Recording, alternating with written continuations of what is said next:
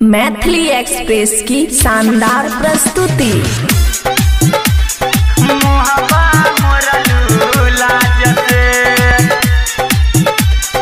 DJ Manish Raxaul गांजा पी बोला तने बैठ के।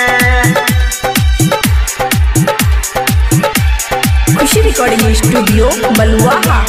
याद भी आवेला सुनैन से गिरला हमें सबके हूँ जानता।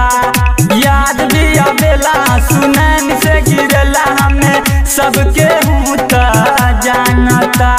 मुहबा मोरलू लाज से गांजा पी देवा घर में बैठ के।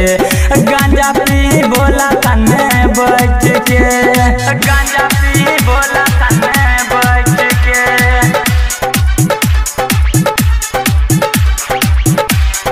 गांजा पी बोला तने बैठ के। डीजे मनीष रक्सौल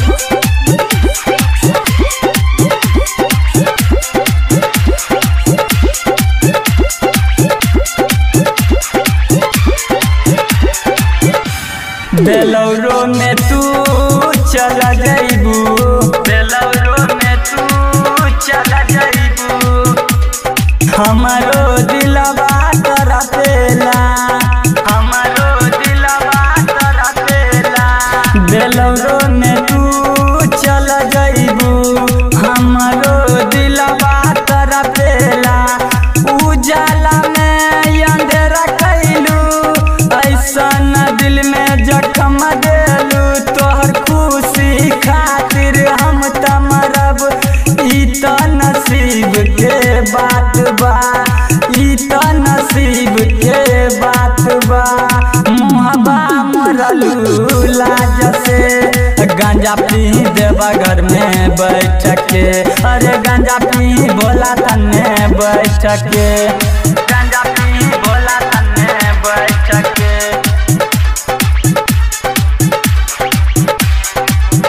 गांजा पी बोला तने बैठ के। डीजे मनीष रक्सौल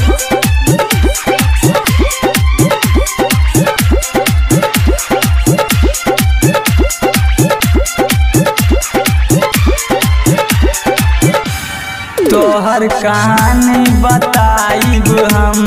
तोहर कहानी बताइब हम। ललित के तू रुला दिहलू।